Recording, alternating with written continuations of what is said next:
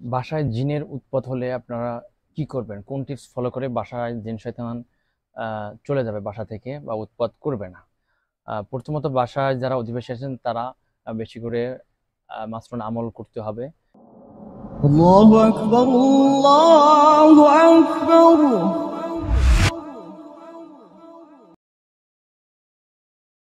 এবং মাঝে মধ্যে সূরা বাকারা তিলাওয়াত করতে হবে।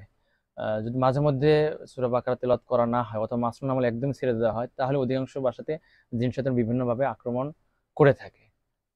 তো যদি বাসায় জিন শয়তানের উপস্থিতি টের পান, যেমন বাসার দরজা অটোমেটিক বন্ধ হয়ে যায় অথবা বাসার ফ্যান লাইটগুলো বারবার চলে, কল অটোমেটিক চলে পানির, আবার বন্ধ হয়ে যায়, বা বাসার ভিতর কারো আপনি হাঁটা চলার আর শব্দ পাচ্ছেন, অথবা কেউ কিছু পাটায় বাটতেছে এই ধরনের শব্দ হচ্ছে রাতে, অথবা থাই গাছে টোকা দিচ্ছে, এই ধরনের কোনো ভয়ঙ্কর সিচুয়েশন যদি আপনি পড়ে থাকেন, সেক্ষেত্রে যেটা ফলো করবেন, শুরুতে আপনি 3 দিনের মতো ঘোষণা দেবেন যে আমাদের বাসায় কোনো জিন শয়তান থাকলে তোমরা আমাদের বাসা থেকে চলে যাও। এটা বলার পরে আজান দিবেন 3 দিন কন্টিনিউয়াস, একবার করে ঘরের প্রতিটি কর্নারে।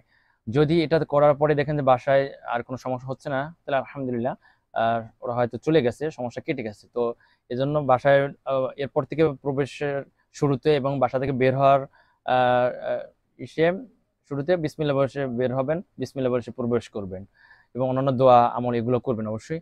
কিন্তু যদি দেখেন এর মাধ্যমেও সমস্যাটা কাটে নাই, তারপরেও বাসার ভিতরে বিভিন্ন সমস্যা আপনি ফেস করতেছেন, তাহলে কি করবেন? টানা 3 দিন সূরা বাকারা একবার করে খতম দেবেন, এই নিয়তে যে বাসা থেকে সমস্ত হিংসা, বদনজর, জাদু, জিনের সমস্যা যা কিছু আছে সবগুলো যাতে বের হয়ে যায়, সব সমস্যা। টানা 3 দিন সূরা বাকারা প্রতিদিন একবার করে পড়তে হবে, এই নিয়তে, সামগ্রিক সুস্থতার নিয়তে এবং সমস্ত বালা মুসিবত দূর করার নিয়তে, এবং শয়তানগুলো যাতে বাসা থেকে চলে যায়। 3 দিন যদি আপনি কন্টিনিউ করেন, ইনশাল্লাহ আশা করা যায় চলে যাবে।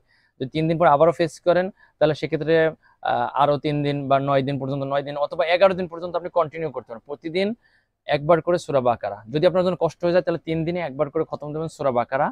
এর মাধ্যমে অনেক সমস্যা কেটে যাবে ইনশাল্লাহ। অনেক সমস্যা আপনার বাসা থেকে, আপনার শরীর থেকে বের হয়ে যাবে।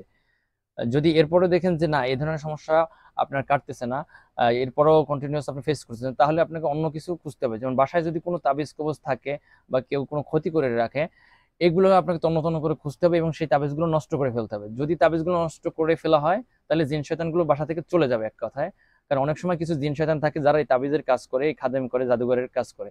তো জাদুর সাথে যখন সে ডিসকানেক্ট হয়ে যায়, জাদুগুলো যখন নষ্ট করে দেওয়া হয়, তখন এই শয়তানগুলো মূলত মুক্ত হয়ে যায়।